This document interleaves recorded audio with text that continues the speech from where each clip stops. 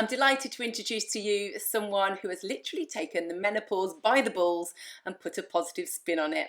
She's currently inspiring thousands of women who are going through the change with her hilarious and successful blog, Menopausal Mayhem Mothers. Not only that, she's recently published her first book, Confessions of the Menopausal Mayhem Mother. Emma Skeets, thank you so much for talking to me on the blog. It's an absolute pleasure to have you today.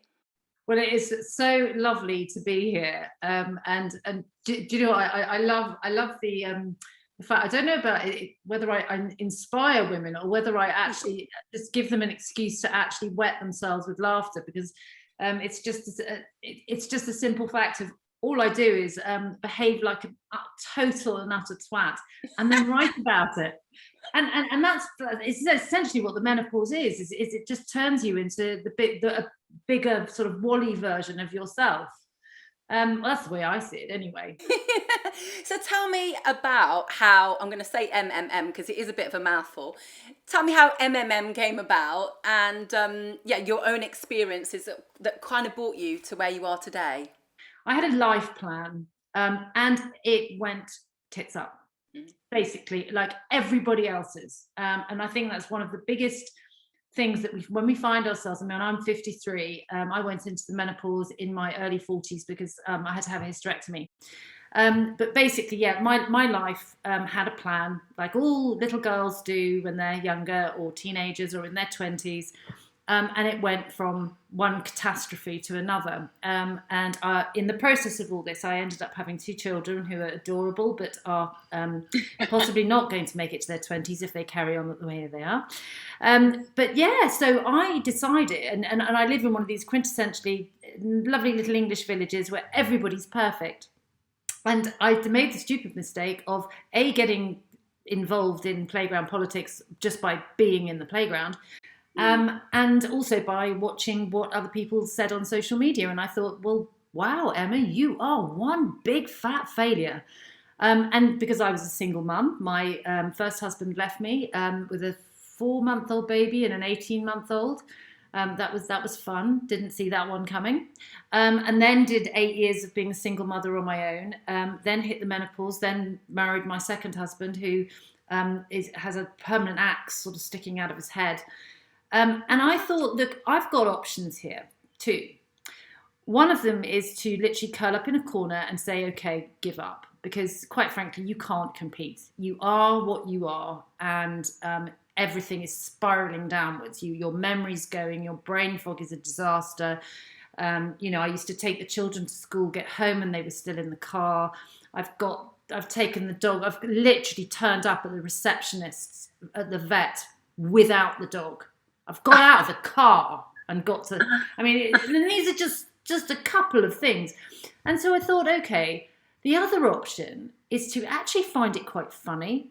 Most of the time I laugh, well, nearly all the time I laugh at myself. And I think that that's really therapeutic for other women because they get it. It's like, yes, that happened to me. And if you can find the humor in it, the bottom line is there is no little side door that you can buy your way out of this. There's not a little swerve. I'll kick the menopause into touch. So yeah, let's go through it with a smile on our faces. So I'm really thankful for your blog, and really thankful for people talking about it now, because it does seem like it's the in thing at the moment, menopause. So obviously Davina McCall did her show. I've got another friend, Meg Matthews. She does a lot of things around menopause and has products.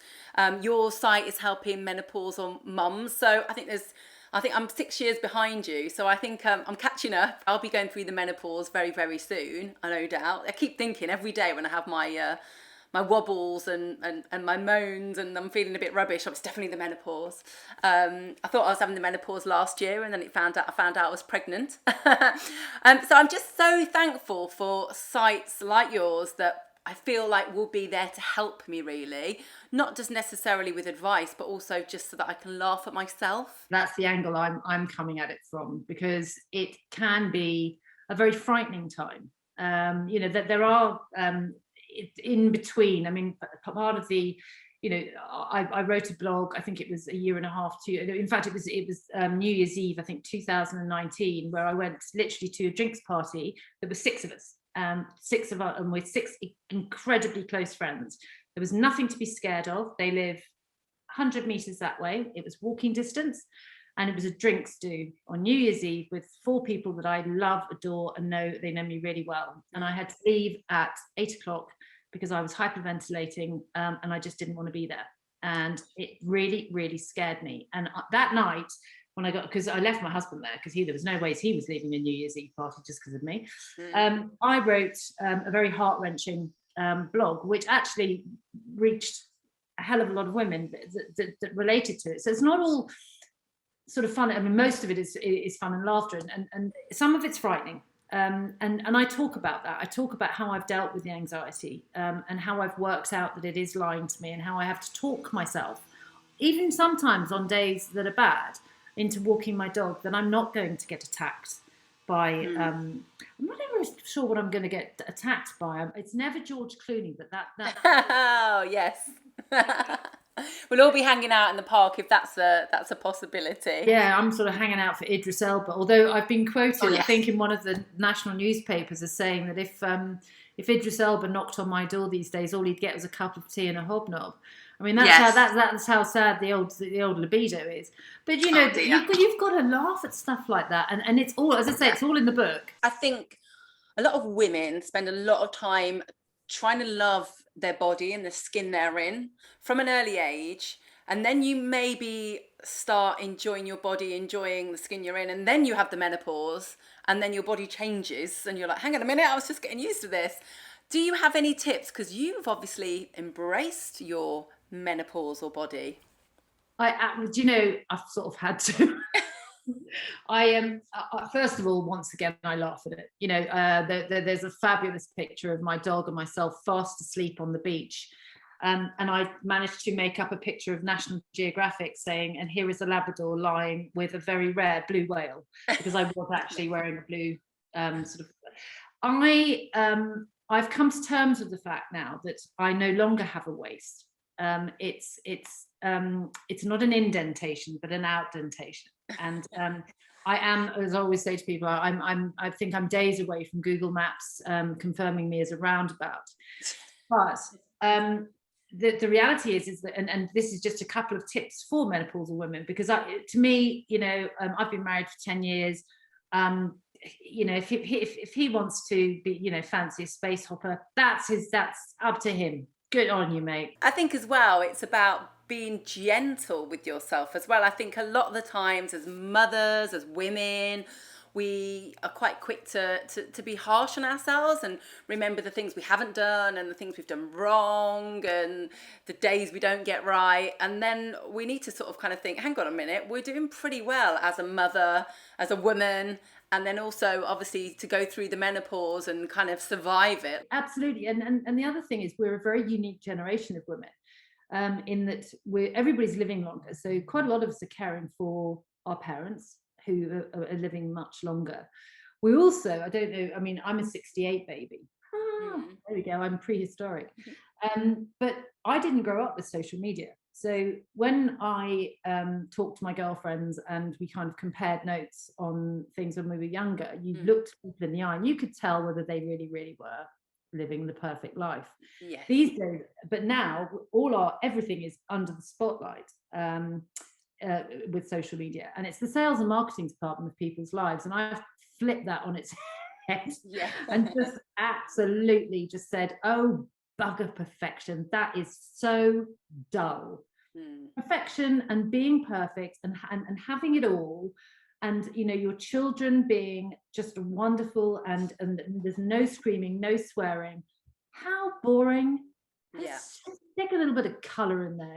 At the end of the day, you're absolutely right. We've made it, and I think big pat on the back. And when you say be kind to yourself, it really is a matter of just giving yourself a break and stop beating yourself up, because actually, if you've made it this far, you're doing really well. I think we have to remember that no one is perfect. We have So obviously social media is brilliant, and the access to everything online for information and for websites like yourselves, but or like your own website. But we have to remember that we do then see this polished version of a lot of people. So within 5 minutes you can have a cup of tea in hand, flip up your social media, you see someone on the beach, you see someone in a bikini that looks amazing, someone's telling you that they've got up this morning at 5 a.m. and gone for a 10k jog and they've lost so many pounds this week, and you're just like, oh, hang on a minute, I've just literally crawled out of bed, I'm in my pajamas, I can't be bothered, I feel but actually you wouldn't put that on social media and share with people, and these people that are having an amazing day today may be feeling like that tomorrow. They've just decided to post today. Yeah, absolutely. And you're quite right. It's absolutely about taking everything that you read about people like that with a pinch of salt. Because I have a circle of friends, and then like everybody else, an outer circle of acquaintances, who you just notice that they never ever put anything real on. It's all, look at what my daughter's cheat. I mean, I just post pictures of my children when they've fallen over. I mean, I just which they do a lot. My favorite photograph ever of my husband, which we've got blown up somewhere, sadly it's not in this room, is where he's slipped over in the mud, because I fall over a lot. And he just says to me so often, can we not have one of those walks today? And within seconds he was down. And man down. He was gone. And he said, and I took quite a few pictures of him because he was covered in mud. But then he got me back the other day, because we're talking about one of the things that one of the reviews about the book was that I'm the Bridget Jones of the menopausal world. I was carrying a tray of ash from the fire, and he'd left, our dog collects sticks that are not just sticks, they're trees, and he'd left one across my path, and of course I didn't see it, so I fell, and I went down like a sack of spuds, because there's a lot of me, I'm a bit of a unit. And rather than helping me up, he took a picture of me, which was nice. I was covered from head to foot in ash, and I was flat on my face. And then the following day, I decided to make homemade soup from the roast chicken. I was trying to be domesticated, trying to be that perfect person that I read about on social media. And I bought some sweet potatoes from the local farm shop, once again, trying to be the perfect girl who looks after the environment, and I smile nicely. And I bought sweet potatoes that were purple. Oh my gosh. Yeah, have you seen those? They look like sweet potato. You peel them, they're purple. So I did a Bridget Jones all by myself with no help whatsoever, fell over flat on my face, covered in ash 1 minute, and the next minute making purple soup. So there you go. Emma, it's been absolutely delightful to talk to you. Well, thank you so much for having me. Before you go, could you just answer my perfect questions? Absolutely. My perfect date would be somewhere on Lake Garda with Paul McGann, without my husband knowing, drinking red wine. My perfect night in, definitely pajamaed up, laptop on my lap with some amazing BBC crime drama. My perfect evening out would be a quick walk down to the local pub in the sunshine, drink probably 3/4 of a bottle of wine, do my baby giraffe walk home, and then collapse on the sofa and do my favourite night in. My perfect pamper would be somebody stroking my feet and just looking after my feet for about 4.5 hours. My perfect meal would be a barbecue of some description with some amazing steaks and a huge salad.